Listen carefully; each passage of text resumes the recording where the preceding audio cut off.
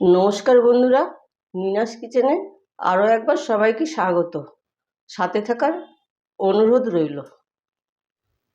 আজ দারুণ স্বাদের একটি ভেন্ডির রেসিপি করে দেখাবো। এখানে আমার 500 গ্রাম ভেন্ডি আছে। আগেই ধুয়ে ভালো করে শুকনো করে নিয়েছি। এবার টুকরো করে কেটে নেব।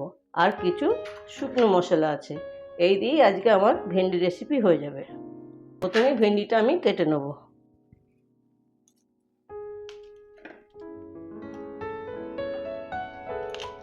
ঠিক এই সাইজে করে কাটবো।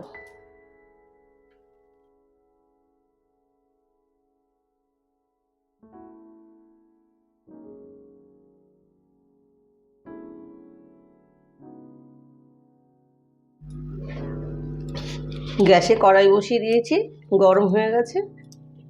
এখন সর্ষের তেল দিয়ে দেবো। প্রথমেই ভেন্ডিগুলো ভেজে নেব নুন ছাড়া।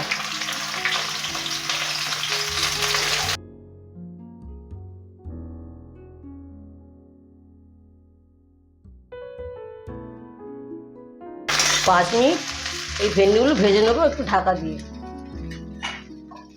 ভেন্ডি ভাজা হতে হতে আমি কিছু মশলা গুঁড়ো করে নেব। আর এই গুঁড়ো মশলা তৈরির জন্য আমি 1 চামচ গোলমরিচ, 1 চামচ সাদা তিল, এরপরে দিয়ে দিচ্ছি 1.5 চামচ মতন বাদাম, 1 চামচ মৌরি, 1 চামচ থেকে 1.5 চামচ মতন গ্রেট করা আদা, কিছুটা কারি পাতা, 1 চামচ করে জিরে আর ধনের গুঁড়ো, তারপরে একটু নুন আর একটু হলুদ দিয়ে আমি মশলাটাকে গুঁড়ো করে নিচ্ছি। মশলা আমার গুঁড়ো করা হয়ে গেছে, ঠিক এইরকম হবে। ভেন্ডি ভাজা ভাজা হয়ে গেছে। 1 চামচ সাদা তিল দিয়ে দিচ্ছি, সামান্য গোটা জিরে দিলাম।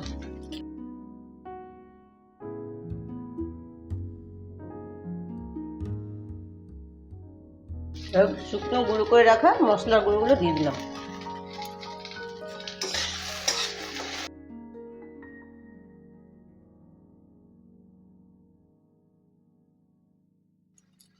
এখানে একটু জোয়ান আছে, হাতে রগড়ে দিয়ে দিচ্ছি। ছোট চামচের 1/2 চামচ আমচুর পাউডার দিচ্ছি।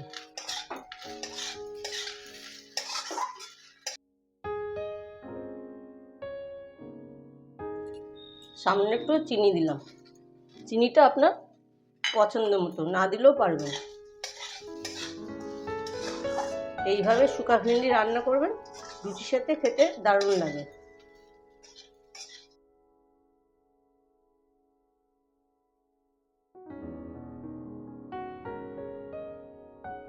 ভেন্ডি রান্নাটা আমার হয়ে গেছে, এবার নামিয়ে নেবো। আজকের এই রান্নাটা আপনাদের কাছে কেমন লাগলো কমেন্টে জানাতে ভুলবেন না।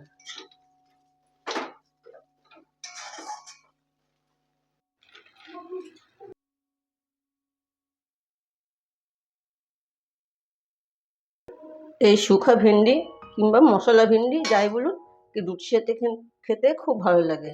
বাচ্চাদের স্কুলে টিফিনের সাথে দিতে পারেন। ভিডিওটা ভালো লাগলে অবশ্যই লাইক, শেয়ার এবং সাবস্ক্রাইব করে পাশে থাকবেন।